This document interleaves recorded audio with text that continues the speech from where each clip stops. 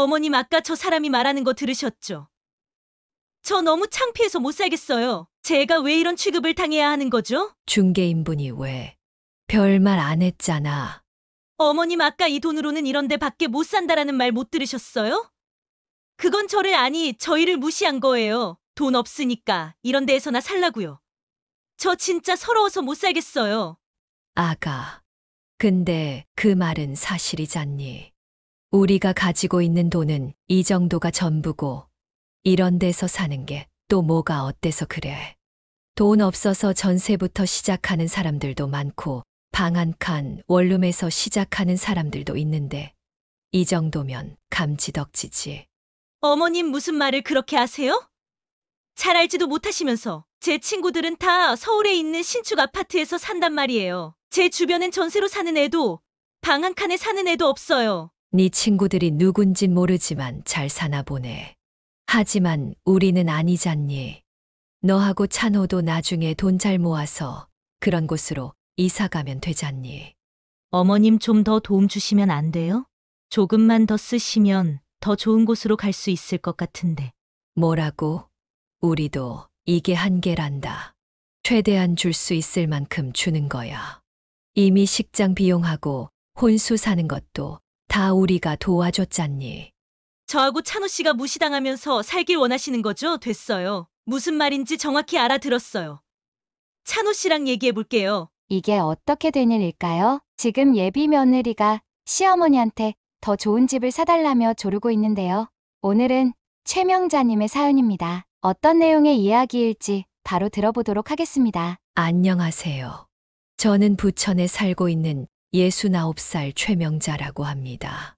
평소에 사연을 듣기만 하다가 이렇게 사연을 다 쓰게 되네요. 저도 여러분과 공유하고 싶은 이야기가 있을까 하다가 얼마 전에 있었던 정말 어처구니 없었던 일을 전해드리려고 해요. 참 저에게도 이런 일이 생기는구나 하는 인생 살면서 겪기 힘든 일이었어요. 그럼 이야기 시작하겠습니다.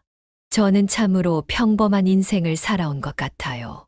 고등학교도 보통 인문계를 나오고 대학교도 중간 정도의 평범한 대학을 나왔어요. 대학을 졸업하고 작은 회사에서 사무직으로 일하다가 2년 뒤 군인인 남편과 결혼을 했어요. 같은 대학에서 미팅을 했다가 만났던 오빠였는데 ROTC 장교로 군대를 갔다가 그대로 말뚝을 박은 타입이었죠. 저보다 4살 많았고 군인과 참 어울리는 우직한 남자였죠. 안 좋았던 점이 있다면 남편의 일 때문에 몇 년마다 먼 곳으로 이사를 가야 하는 거였어요. 전방 쪽에서 살았던 적도 있고 지방에서 산 적도 있었죠. 보통 라인을 잘 타면 서울이나 경기 쪽에 계속 머문다고 들었는데 저희 남편은 그렇지 못했었나 봐요. 그래도 자신의 직업을 자랑스러워했고 그건 저도 마찬가지였죠. 그렇게 제가 28살이 되던 해 임신을 하게 되었어요. 너무나 사랑스러운 아들이었죠. 원래 아이를 가질 생각은 딱히 없었는데 남편이 먼저 아이를 가지자고 얘기했어요. 아마도 제가 아무런 연고도 없는 지방까지 와서 지내는 게 미안했나 봐요. 가족도 친구도 없는 곳이 없거든요.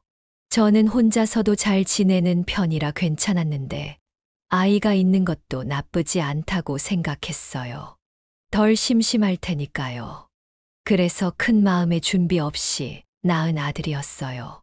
하지만 아들을 낳고 보니 정말 엄마가 되더라고요. 몸도 마음도요. 책임감도 생기고 이 아들을 꼭 내가 잘 키우고 말겠다는 마음도 들었어요. 이 험한 세상에서 꼭 지켜주고 싶었죠. 그만큼 저에겐 제 아들이 소중했어요. 아들은 정말 하루가 다르게 쑥쑥 자랐어요. 자고 일어나면 키가 자라 있었고 금방 초등학교, 중학교를 진학했죠. 아들은 걱정과는 다르게 정말 잘 자라주었어요. 이사를 많이 다녀서 불평불만이 있을 만했지만 단 한 번도 저와 남편에게 대든 적이 없었죠. 하지만 반대로 너무 착한 성격이 탓이었죠. 학교에서나 어디서나 항상 손해보는 역할이었어요. 누굴 닮은 건지 항상 남의 말을 잘 믿고 잘 속았죠. 학창 시절 때는 친구가 집이 어렵다고 매번 자기 용돈을 주기도 했을 정도였으니까요. 물론 그 친구의 말은 거짓말이었고 그 사실을 알고도 아들은 빙긋 웃어버리곤 했죠. 저는 그런 아들이 참 걱정되었어요. 나중에 커서도 사기를 당할까 봐요. 남편도 이런 아들이 걱정되었나 본지 남자답게 키우려고 했어요. 달래도 보고 화를 내기도 했지만 천성이 그런지 바뀌지 않더군요. 아들이 대학생이 되어 서울로 보내던 날 저는 아들에게 말했어요. 아들아, 이제부터 시작이야. 사회는 너가 생각한 것보다 많이 험하고 힘들지 몰라. 나는 너를 너무나 사랑하지만 남을 조금은 의심하고 떨어져서 봐야 할 때도 있는 거야. 나는 너의 착한 성품이 너를 힘들게 할까봐 걱정이다. 어머니 걱정 마세요. 지금까지도 큰일 없이 잘 자라왔잖아요. 그리고 어머니 말씀대로 사람들 말은 다 의심해 볼게요. 그러니까 너무 걱정 마세요. 우리 어머니 주름 더 많아지면 어떡해요? 그래, 알겠다. 난 너를 믿어. 달콤한 말로 너를 홀리는 사람들은 꼭 멀리하거라. 네, 어머니 그럼 다녀올게요. 몸 건강히 잘 지내고 계세요. 그렇게 아들은 저를 안심시키고 서울로 갔죠. 믿겠다고는 했지만 마음속에는 여전히 걱정이 가득했죠. 말은 저렇게 했어도 또 속을지도 모른다고 생각했어요. 제 아들은 제가 잘 아니깐요. 제 아들 곁에 나쁜 사람이 오지 않기를 기도하는 수밖에 없었죠.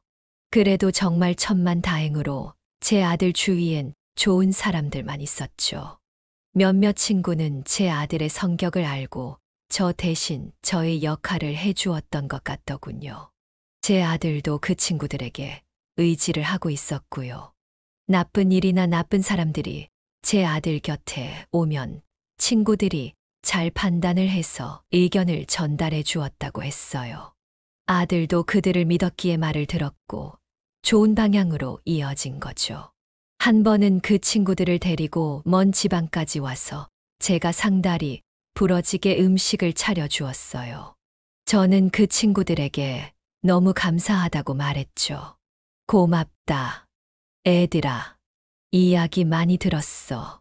알다시피 우리 찬호가 너무 착해 빠져서 세상 물정 모르잖니. 너희가 있어서 정말 든든해. 어머니, 걱정 마세요.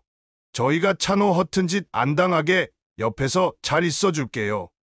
그래, 너무 고맙구나. 많이들 먹어라.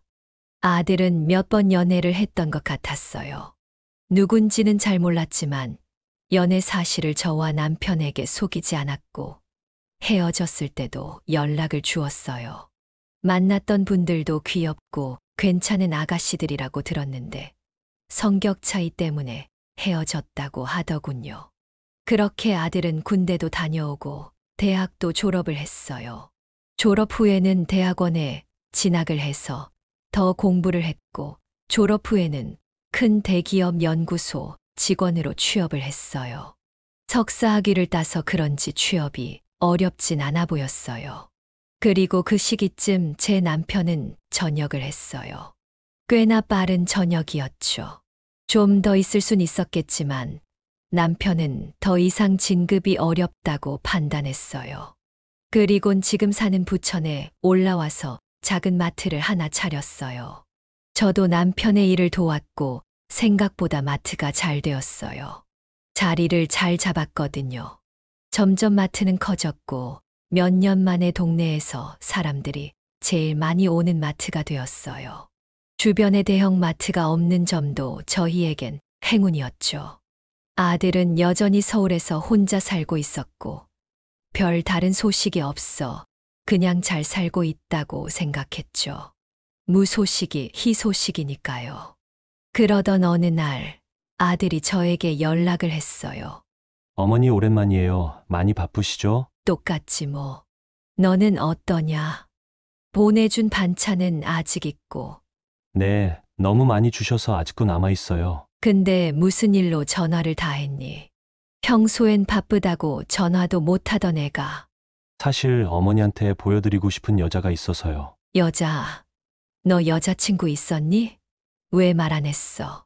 미안해요, 어머니. 이번에 만난 여자친구는 정말 진지하게 만나고 싶었거든요. 그런데 진지하게 만난다고 얘기하고 다녔다가 헤어지면 좀 그럴까 봐서요. 얼마나 만났는데? 지금 3개월 정도 됐어요.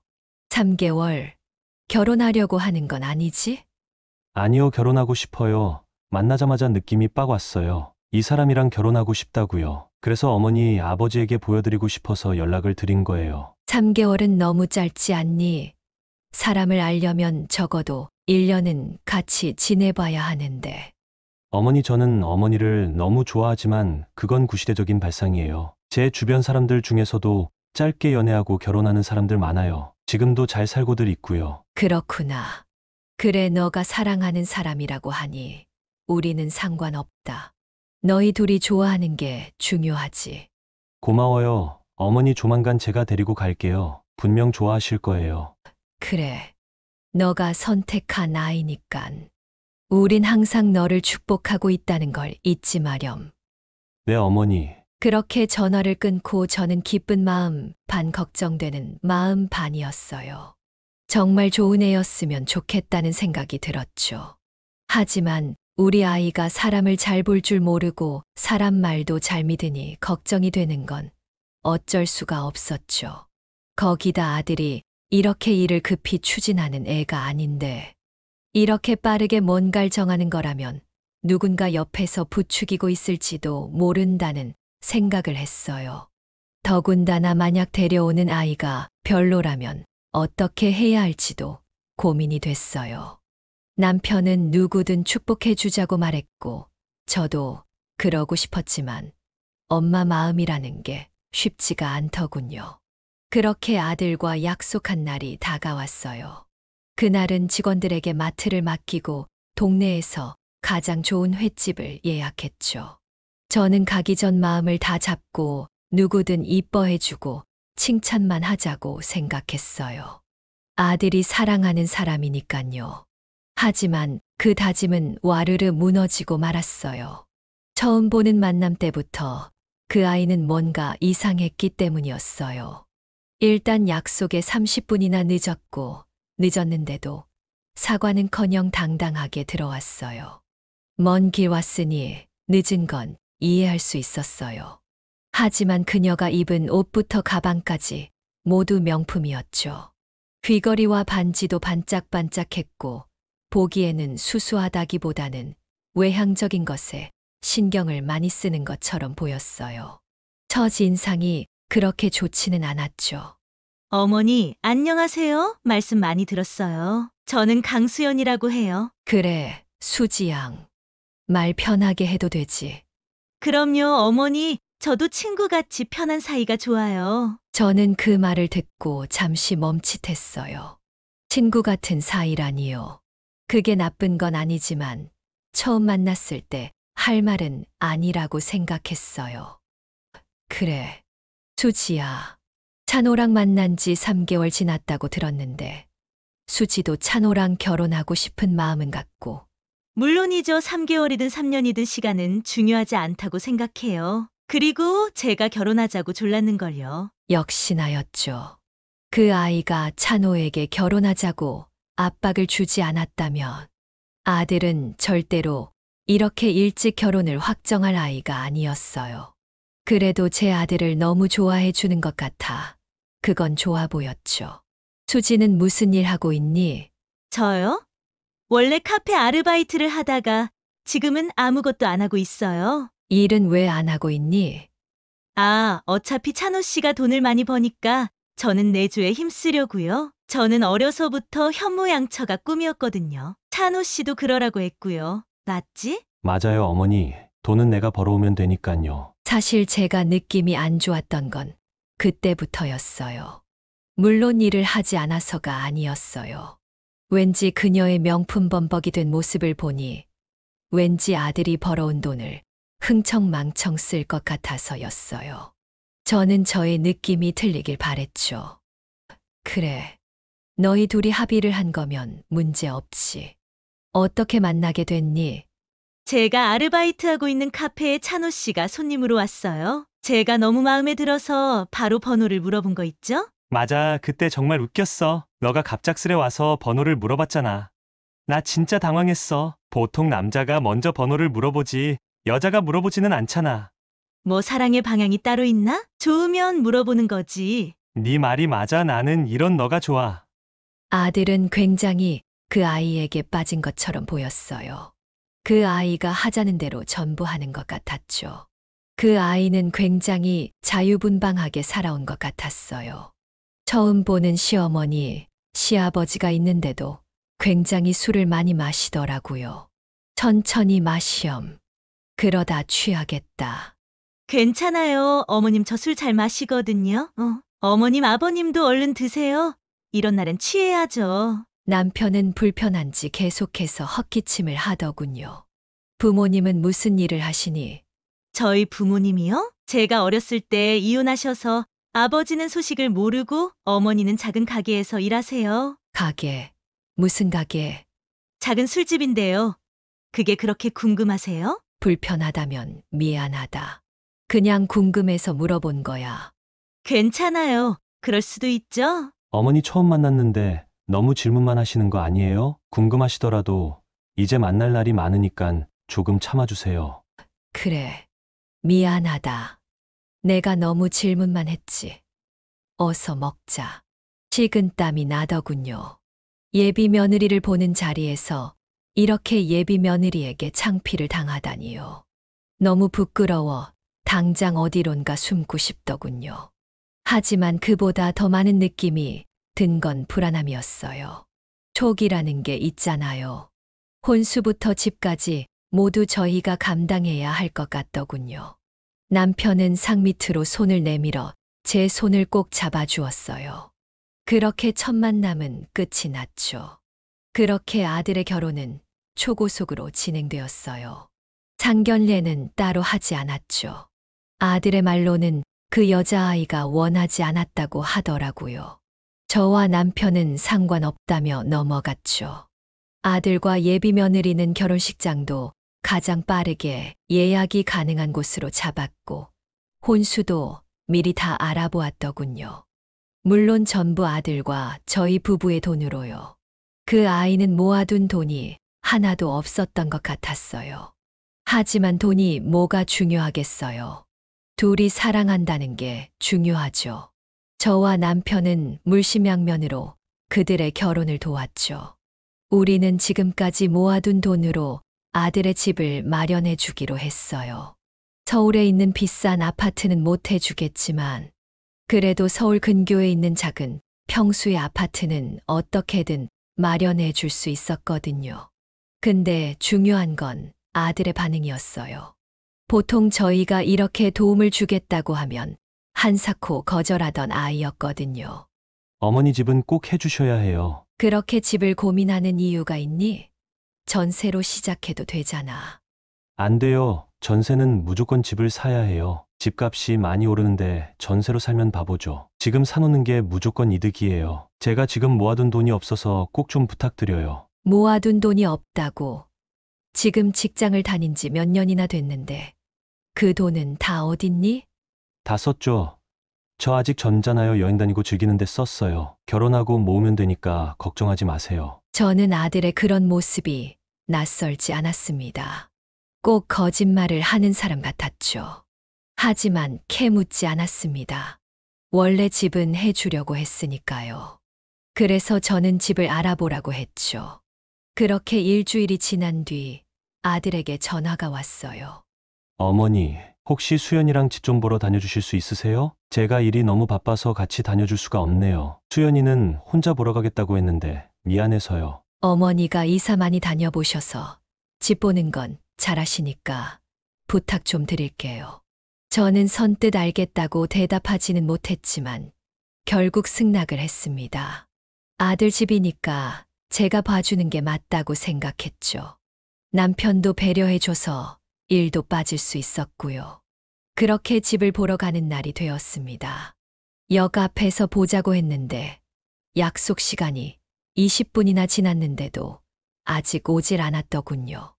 역시나 사과는 하지 않더군요. 저는 화를 내고 싶었지만 집을 보러 다니는 좋은 날 화를 내면 안 되니 참았습니다. 근데 그때 며느리가 끼고 있는 반지와 시계를 보게 되었습니다. 굉장히 반짝거리는 다이아몬드 반지와 누구나 다 아는 브랜드의 시계였죠. 수지야, 그 반지랑 시계는 못 보던 건데 뭐니? 아, 이거요? 찬호 씨가 예물로 준 거예요. 너무 이쁘죠, 어머님? 찬호가 사준 거라고. 얼마짜린데? 반지는 1,000만 원이고 시계는 2천만 원 정도 할걸요? 뭐, 그렇게 비싼 걸. 찬호가 무슨 돈이 있어서 이렇게 비싼 걸 사주니? 에이, 어머니, 인생에 한 번뿐인데 이 정도는 해야죠. 제가 사달라고 한 것도 아니고 찬호 씨가 먼저 사준 걸요? 너는 찬호에게 뭘 줬니? 저요? 저는 이제 날씨 추워지니까 비싼 패딩 하나 사줬어요. 나중에 오면 보세요.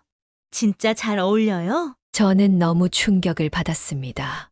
아들은 분명 저에게 돈이 없다고 했었거든요. 근데 그 돈이 다 저 아이에게 들어가고 있었던 겁니다.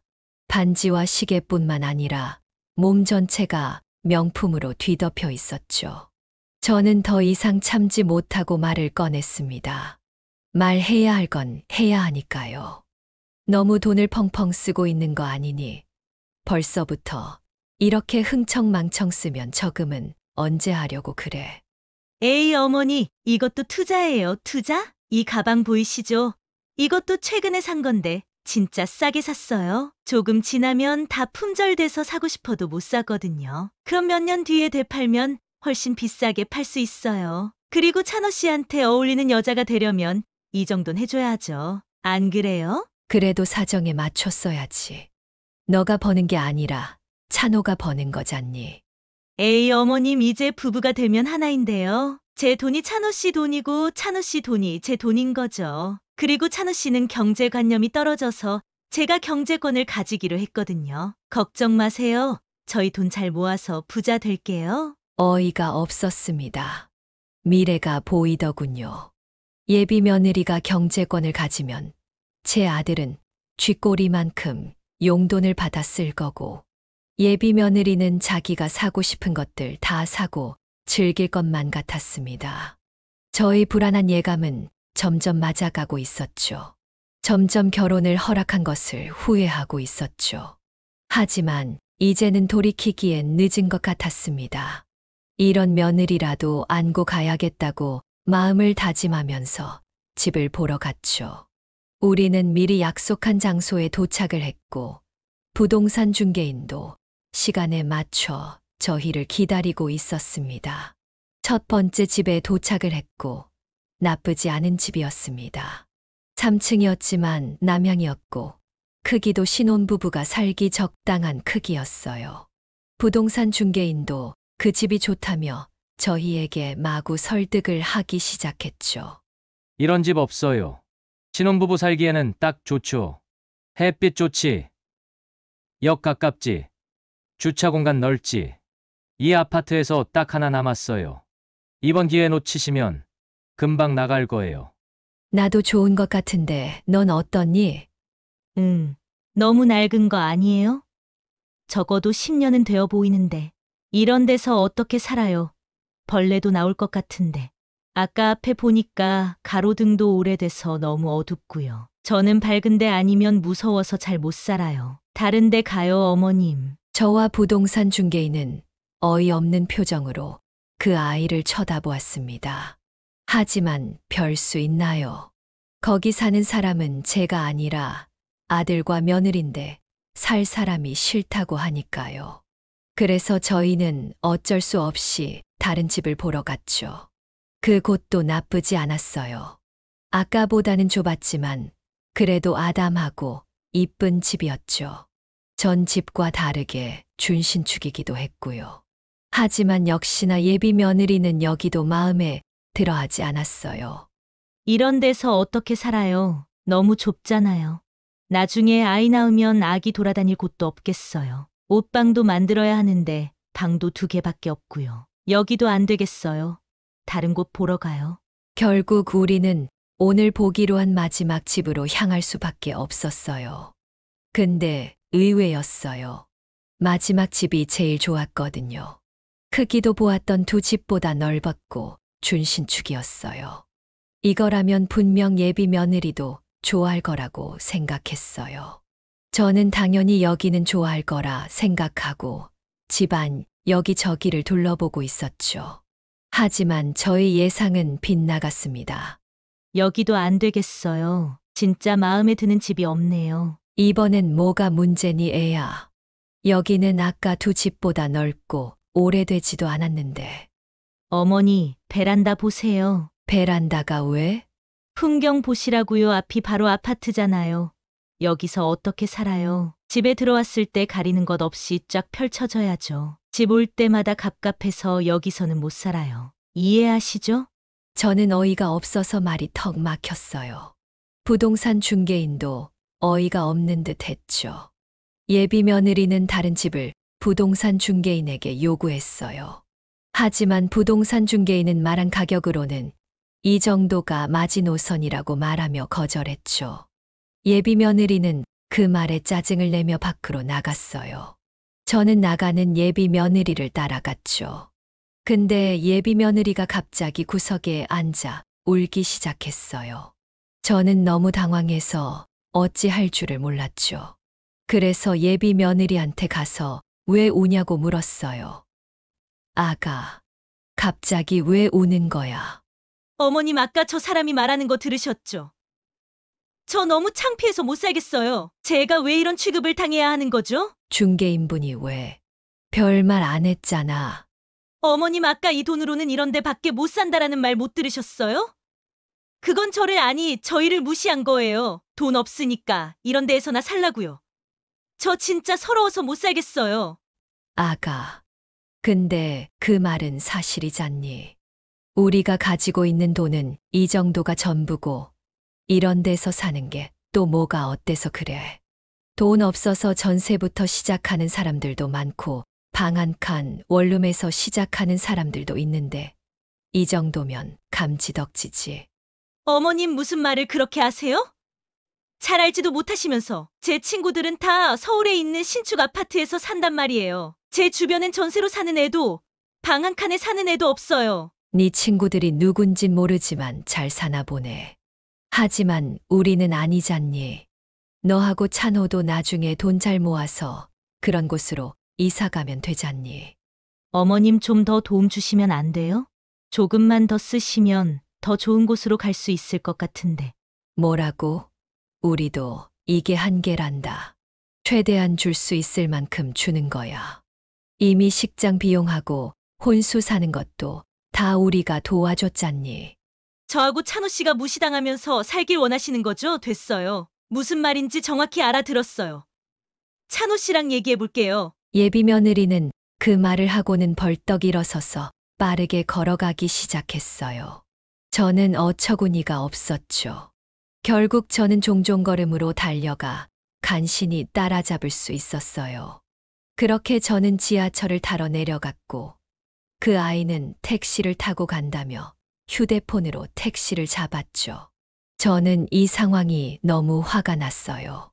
이게 맞는 상황인가 싶었죠. 당장 가서 소리라도 크게 질러주고 싶었지만 참았어요. 아들을 위해서였죠. 그리고 아까 그 아이가 찬호에게 가서 말한다는 말이 마음에 걸렸어요. 일이 어떻게 될지 몰랐죠. 저는 그게 더 무서웠어요. 그래서 다시 가서 그 아이를 달래주려고 했어요. 차라리 저와 말하는 게 저는 더 안심이 되었죠. 그 세상 물정 모르는 아들에게 가서 이상한 말이라도 하면 안 되니까요. 그래서 저는 다시 계단을 올라갔습니다. 그 아이는 역 근처 전봇대에 기대서 누구와 통화를 하고 있더군요. 저는 그 아이에게로 다가갔습니다. 제가 뒤에 있는지 예비 며느리는 전혀 모르더군요. 저는 통화가 끝나길 기다렸습니다. 그렇게 그 아이가 통화하는 이야기를 듣게 되었죠. 정말 어처구니가 없는 통화 내용이더군요. 아니, 진짜 어이없는 거 있지? 그 작은 집에서 도대체 어떻게 살라고. 진짜 실망했지 뭐야. 부천에서 크게 마트 한다고 해서 돈 좀 더 쓸 줄 알았는데 생각보다 그 정도는 아닌 것 같더라고. 거기서 살 거냐고? 미쳤냐? 더 졸라봐야지. 아까 보니까 시어머니도 아들을 끔찍하게 아껴서 내가 좀만 더 이야기하면 돈 더 쓰실 것 같아. 나랑 결혼하려면 그 정도는 써야지. 안 그래? 그리고 내가 지금 만나는 사람 꼬시고 교육하느라고 얼마나 고생했는데. 이젠 거의 내 말이면 척척이야. 얼마나 순진한 줄 아냐? 나를 진짜 좋아해. 내가 말 한마디 하면 그냥 뻑 간다니까. 시어머니?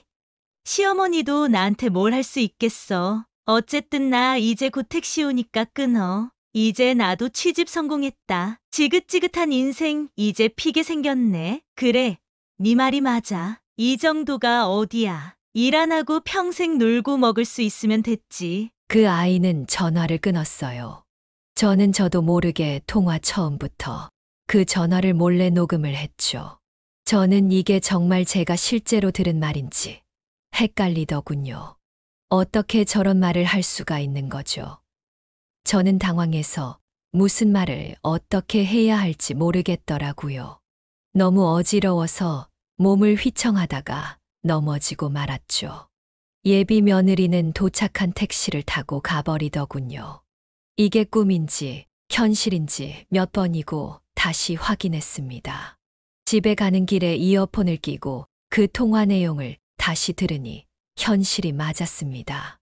며느리의 말들이 머릿속에 맴돌더군요. 예비 며느리는 분명 아들을 사랑해서 결혼하는 게 아닌 단지 일을 하지 않고 평생 놀고 먹기 위해 결혼을 하는 것이었습니다. 아무리 이해하려고 해도 그 통화는 이해가 되지 않는 내용이었어요. 몸이 부들부들 떨리더군요. 이대로 가다간 아들의 앞날은 가시밭길이 될 거였습니다. 저는 집에 와서도 아무 말 없이 생각에 잠겼죠. 며느리가 생각 없이 친구에게 자랑하기 위해 말한 말이라고 생각하고도 싶었고, 나만 알고 남편과 아들이 모른다면 잘 넘어갈 수도 있지 않을까라고도 생각했습니다. 제가 태풍의 눈이 되는 것 같은 기분이 들었고, 내가 들은 이 말을 불러올 파장까지 생각하지 않을 수 없었죠. 하지만 결국 그냥 넘어갈 수가 없다는 결론을 내렸습니다. 하루 종일 그때 들은 말들이 저를 괴롭혔고, 이 사실을 어느 누구에게도 털어놓을 수가 없었습니다. 그러던 저는 결국 항상 제 편을 들어주는 제 남편에게 이 사실을 말했습니다. 물론 녹음한 음성도 들려주었고요. 남편의 반응은 저와 같았습니다. 무뚝뚝한 성격에 감정을 잘 드러내지 않는 사람인데 굉장히 화가 난 것 같더군요. 제가 말리지 않았으면 뭐라도 하나 부실 기세였죠. 남편은 그 녹음을 계속해서 들으면서 생각에 빠졌습니다. 저와 마찬가지로요. 그렇게 어느 정도 시간이 지나고 남편은 저에게 말했습니다. 여보, 이건 그냥 넘어갈 수 없어? 고민할 필요가 뭐가 있어? 당장 파혼시켜버려야지. 이미 식장도 잡았고 주변 사람들한테도 다 말했는데도요. 그렇다고 우리 아들을 구렁텅이로 밀 순 없잖아. 당장 아들한테 말해서 취소해. 당신이 안 하면 내가 알 거야. 저는 그런 남편을 말렸고 제가 아들에게 말하기로 했어요. 남편이 했다가는 어떤 상황이 펼쳐질지 몰라서 무서웠거든요. 그래서 저는 다음 날 아들에게 전화를 해서 집으로 불렀어요. 어머니 오늘은 바쁜데요. 내가 꼭 하고 싶은 말이 있어서 그런다. 전화로 하시면 되잖아요. 전화로 말할 문제가 아니야. 너의 인생이 달린 문제란다. 뭐길래 이렇게 심각하게 그러세요? 알겠어요. 근데 좀 늦을 수도 있어요. 그렇게 아들은 저녁 늦게 저희 집에 도착했어요. 일에 시달렸는지 굉장히 피곤한 모습이었죠. 어머니, 아버지 무슨 일이길래 그러세요? 그냥 전화로 하시지. 여기 앉아봐라. 우리가 먼저 묻고 싶은 게 있다. 너 지금까지 모아둔 돈 다 어디다 썼니? 그걸 갑자기 왜요? 그냥 제가 즐기는데 썼다니까요. 너 우리에게 거짓말하는 거니? 너 수연이 명품백 사주고 다이아 반지 사주고 비싼 시계까지 사준 거 다 알고 말하는 거다. 어머니, 그건 다 제가 사주고 싶어서 사준 거예요. 저같이 부족한 놈이랑 결혼해 주는데 제가 고마워서요. 네가 부족하긴 뭐가 부족해. 그 애가 훨씬 부족하지. 아니에요. 어머니는 수연이를 잘 몰라서 그러시는 거예요. 걔가 얼마나 현명한데요. 그런 애가 저만 좋아해 준다는데 저도 표현을 해야죠. 그럼 이거 듣고도 그런 소리가 나오는지 보자. 저는 아까 녹음한 소리를 아들에게 들려주었어요. 아들은 유심히 그 소리를 들었죠. 저와 남편은 아들의 표정을 유심히 들여다보았어요. 아들은 유심히 몇 번이나 그 녹음 파일을 들어보았죠. 아들의 반응은 저희의 예상과 전혀 달랐죠. 아들은 살짝 웃더니 그 상황을 부정했습니다. 어머니, 이거 수연이 맞아요? 무슨 내용인지도 잘 모르겠고 목소리도 다른 것 같은데요. 사실 저 어머니 아버지가 수연이 마음에 안 들어 하시는 거 잘 알고 있는데 이렇게까지 하실 필요는 없잖아요. 제가 아는 수연이는 절대 이런 애가 아니에요. 우리도 믿고 싶지 않다. 우리가 왜 이런 짓까지 하겠니? 우리는 너가 행복하기만을 바란단다. 우리가 마음에 들지 않아도 너가 사랑하는 사람이면 받아들이려고 했어. 하지만 이건 정말 사실이란다. 믿어주렴. 잘 모르겠어요, 어머니. 이건 아닌 것 같아요. 이렇게 하셔도 크게 달라질 것 없을 거예요. 이번 일은 수연이한테 말하지 않을게요. 다시는 이렇게 저희 둘 사이 이간질하지 않으셨으면 좋겠어요. 우리는 계속 설득했지만 아들은 믿지 못하겠다는 듯 계속 상황을 부정했습니다. 누가 들어도 예비 며느리의 목소리였고 생각보다 선명하게 들렸는데도 말이에요. 남편은 답답한지 자리를 떠서 담배를 피우러 가더군요. 아들은 약간은 상기된 표정으로 저희 집을 떠났고 저는 너무나 가슴이 아프더군요. 이렇게까지 부정하는 아들의 모습을 보니까 너무 힘들었어요. 그래서 저는 남편을 설득해서 일단은 넘어가자고 얘기했죠. 저는 다른 방책을 세워야 했어요. 아들을 이대로 예비 며느리와 결혼시킬 수는 없었거든요. 그래서 저는 다른 방책을 생각하기 시작했죠. 저는 하루 정도 생각한 뒤 며느리에게 다시 연락을 했습니다. 수연아, 내가 고민을 해봤는데 너가 한 말이 맞는 것 같아서 연락했다. 우리가 좀 더 돈을 마련해 볼 테니 이번 주 주말에 같이 집을 보러 가자. 부동산에는 내가 이야기해 볼게. 정말요, 어머니? 너무 감사해요. 제 마음을 알아주시는 건 어머님밖에 없어요. 이번 주 주말 시간 다 빼놓을게요. 사랑합니다, 어머님. 저는 그녀의 목소리를 듣고 가증스러움을 느꼈어요. 어떻게 이렇게 뻔뻔할 수가 있는지. 연기 학교에서 연기라도 배운 듯 했죠. 그렇게 주말이 되었고 저는 만나기로 한 부동산 앞에서 예비 며느리를 기다렸습니다. 예비 며느리는 역시나 30분이나 늦게 도착했죠. 근데 택시 타고 올 줄 알았던 며느리가 차를 타고 오더니 저에게 반갑게 인사를 했습니다. 저는 당황해서 물었죠. 이게 무슨 차니? 이번 주에 뽑았어요. 어머니 어때요? 이쁘죠? 찬호 씨 말고는 어머니가 차에 타는 첫 번째 사람이에요. 얼른 타세요. 그럴 돈이 어디 있어서. 에이, 어머니. 이거 그렇게 비싼 차 아니에요. 할부로 했어요. 이것도 찬호 돈으로 한 거니? 어머님 또 그러신다. 저는 괜찮다 했는데 찬호 씨가 저 걸어 다니는 게 보기 힘들다고 해줬어요. 저는 그 말을 듣고 눈을 질끈 감았습니다. 착해 빠진 아들이 이 아이에게 꼼짝없이 잡혀 사는 모습을 상상했습니다. 당장 내리라고 해서 머리채라도 잡고 싶은 심경이었습니다만 참았습니다. 나중을 위해서요. 그렇게 저와 예비 며느리는 집을 보러 갔죠. 처음으로 본 집은 제가 일부러 부동산 중개인에게 안 좋은 집을 소개시켜달라고 했습니다. 며느리는 첫 번째 집을 보더니 짜증을 내더군요. 아저씨 이런 데를 보여주시면 어떡해요? 저 이미 다 알아보고 왔어요. 이 집이면 저번 그 집들이랑 다를 게 없잖아요. 우리 돈 있으니까 더 좋은데 보여달라고요. 예상대로였습니다. 예비 며느리는 불만을 마구 표출한 다음 밖으로 나가버렸죠. 그 다음 보러 간 집도 마찬가지였습니다. 이전과 다른 집이었죠. 며느리는 또 불만이 가득한 채로 안 좋은 점을 지적했고 바로 나가버렸습니다. 그리고 마지막 집이 되었습니다. 마지막 집은 이전보다 훨씬 좋은 집이었죠. 평수도 넓었고 신축에다가 고층의 풍경까지 좋았죠. 예비 며느리는 그제서야 자기 집을 찾은 듯 기뻐하더군요. 웃음을 멈추지 않았어요. 어머님, 여기 어떠세요? 딱 저희 집이죠? 너무너무 좋아요. 저는 그 아이가 전화하는 모습을 포착해야만 했어요. 그래서 앞에 두 집을 일부러 안 좋은 집을 보여줘서 누군가한테 전화할 거리를 주어야 했죠. 자랑하는 것을 좋아하는 예비 며느리는 분명 시간을 주면 누군가에게 전화할 게 분명했습니다. 저는 부동산 중개인에게 미리 말을 해놓았고 잠시 자리를 비켜주었죠. 아가, 너가 좋아하니까 다행이다. 미안한데 내가 사장님이랑 할 이야기가 있어서 잠시 나갔다 올 테니까 여기서 조금 기다리고 있으렴. 예비 며느리는 집 구경하는 데 빠져서 절 보지도 않고 다녀오라고 했죠.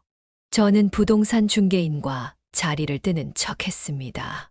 일부러 나가는 문 소리와 도어락 소리를 들리게 한 다음 다시 몰래 들어왔죠. 역시나 며느리는 바로 누군가에게 전화를 하더군요. 그래서 저는 바로 휴대폰을 꺼내 촬영을 시작했습니다. 녹음을 하면 또 아들이 믿지 않을 것 같아서였습니다. 그녀에게 들키지 않게 벽에 바짝 붙어서 촬영했죠. 나 오늘 드디어 집 계약한다. 대박이지? 진짜 아까 이상한 집 보여줬을 때는 짜증 제대로더라고. 말 진짜 안 통한다고 생각했는데 마지막 집이 좋아서 참았다. 드디어 고지가 얼마 안 남았어. 시어머니가 나 의심하는 줄 알았는데 역시나 아들이랑 똑같더라고. 내가 말을 진짜 잘하나 봐. 뭐? 미쳤어? 결혼하면 집에 발도 못 붙이게 해야지. 거의 남처럼 살 거야. 왠지 시어머니는 볼 때마다 잔소리할 것 같아. 우리 엄마도 아닌데. 그리고 나서는 계속해서 저와 아들을 욕보이는 말들을 했습니다. 너무 화가 나서 손이 부들부들 떨릴 정도였습니다. 저는 촬영을 마치고 다녀온 척을 한 뒤 그 자리를 떠났죠. 그리곤 집에 와서 바로 아들에게 그 영상을 보내주었습니다. 남편에게도 보여주었고요. 그날 밤 아들은 바로 저희 집으로 찾아왔습니다. 아들의 표정은 이전과는 달랐죠. 단호한 표정이었지만 미안한 표정도 함께 있었습니다. 아마 마음을 정한 듯 하더군요. 어머니, 죄송합니다. 제가 사람을 잘못 봤나 봐요. 사실 어머니가 저번에 음성 들려주셨을 때도 이상한 건 느끼고 있었지만 계속 부정하고 싶었어요. 제가 선택한 사람이 이런 사람이라는 걸 인정하기 싫었어요. 수연이가 옛날엔 저한테 정말 잘해줬는데 요새는 계속 뭐 사달라고 조르고 명령만 하더라고요. 가끔은 헤어질 거라 협박도 하고 집안일도 안 하고 저만 시키고요. 완전 사람이 달라졌어요. 제가 아는 수연이 같지 않더라고요. 매일 집에서 친구들 불러서 술을 마시는 것 같더라고요. 약혼하고 완전히 다른 사람이 되어버린 것 같아요. 저는 그런 아들에게 아무 말 없이 안아주었죠. 아들이 조금 진정이 된 후에 저는 물었습니다. 그래서 어떻게 하고 싶니? 저는 어머니 아버지만 괜찮으시면 당장 파혼하고 싶어요. 괜찮으신가요? 우리는 언제나 너의 뜻을 따를 거야. 너가 편한 대로 하렴. 다만 우리는 항상 너의 편이라는 것만 알아도. 감사합니다, 어머니. 파혼 과정이 조금 복잡할 텐데 괜찮겠니? 네, 그럼요. 지금보다는 훨씬 나을 것 같아요. 이미 어머니 아버지 지인분들에게 다 말씀하셨을 텐데 그게 더 죄송하죠. 우리는 괜찮다. 전화 몇 통만 하면 되는데 뭘. 잘 결정했다. 이렇게 평생 이용당하면서 사는 것보다는 훨씬 나은 결정이야. 그렇게 저희는 이야기를 끝내고 며느리를 불러 그 자리에서 바로 파혼하자고 협의를 했어요. 그 영상을 보여주면 어떻게 이야기할지 궁금했죠. 그래서 저는 다음 날 며느리에게 아파트 계약 이야기를 하자며 조용한 카페로 불러냈습니다. 예비 며느리는 귀찮은 티를 내며 카페에 나타났죠. 저는 예비 며느리가 앉자마자 그녀에게 녹화한 영상을 보여주었어요. 적잖이 당황한 표정을 짓더군요. 그녀가 다 듣자마자 저는 바로 선수를 쳤습니다. 우린 다 알고 있었다. 너가 이런 애란 걸. 그리고 이 영상은 이미 찬호도 다 봤어. 할 말 있니? 예비 며느리는 갑자기 팔짱을 끼더니 저에게 따지기 시작했습니다. 이걸 언제 찍으신 거예요? 진짜 무섭네요. 이거 몰카잖아요. 범죄인 거 모르세요? 제가 이거 신고하면 어머니 바로 감옥 가는 거예요. 해라. 신고해. 그깟 감옥 다녀오면 되지. 난 너가 우리 아들과 헤어지기만 하면 돼. 그리고 너 변호사 비용은 있니? 없을 것 같은데. 근데 찬호 씨가 이걸 봤다고 저랑 헤어질까요? 뭐라고? 찬호 씨는 저랑 절대 못 헤어져요. 저를 진짜로 사랑하거든요. 너 내가 이거 인터넷에 다 뿌리면 어떻게 될 것 같니? 뿌리지 못하실걸요? 그럼 진짜 돌이킬 수 없잖아요. 그리고 뿌리려면 뿌리세요. 어차피 인생 혼자 사는 거 전 상관없어요. 그리고 사람들은 이런 거 몇 달이면 다 잊어버려요. 그리고 만약 찬호 씨가 나 용서하면 두 분하고 사이 완전 멀어지게 할 거예요. 그러길 원하세요? 뭐 이런 뻔뻔한 애가 다 있어. 너 지금 나 협박하는 거니? 그러니깐요. 이번 한 번만 그냥 눈 딱 감고 넘어가세요. 제가 잘못했다고 칠게요. 우리 좋았잖아요, 어머님. 그냥 아무도 모르게 넘어가면 다시 사이 좋은 고부 관계로 남을 수 있어요. 어머님이라고 부르지 마라. 소름 끼치니깐 넌 벌을 받아야 해. 그리고 저는 아들에게 바로 전화를 했고 아들은 근처에 있다가 바로 카페로 들어왔습니다. 예비 며느리는 매우 당황했습니다. 아들은 바로 그 아이에게 파혼하자고 얘기를 했죠. 나 이제 눈을 뜬 것 같아. 내가 왜 너 같은 애랑 결혼을 생각했을까? 정말 후회된다. 그리고 너 지금까지 내가 해줬던 거 다 내놔. 차키는 내가 챙겼고 내 이름으로 했으니까 반지랑 시계랑 명품 백이랑 다 내놔. 아니다, 너 수고 덜어주는 겸 내가 다 가져갈게. 지금 같이 사는 집은 부동산에 내놨어. 어차피 너 짐은 옷밖에 없으니까 밖에다 둘게. 그거 가지고 당장 나가. 비밀번호는 바꿨으니까 들어갈 생각하지도 말고. 대신 위약금 같은 건 다 내가 낼게. 이걸로 끝이고 다신 보지 말자. 그 얘기를 들은 예비 며느리는 갑자기 저와 아들 앞에서 무릎을 꿇었어요. 그리곤 손이 발이 되도록 싹싹 빌더군요.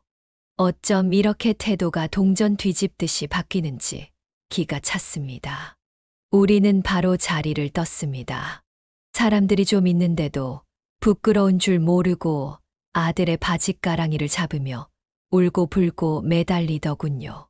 아들은 단호하게 그녀를 뿌리쳤어요. 그녀의 얼굴은 화장이 번져서 그렇게 추레할 수가 없더군요. 너무나 통쾌했어요. 저와 아들은 곧바로 아들이 살고 있는 집으로 갔어요.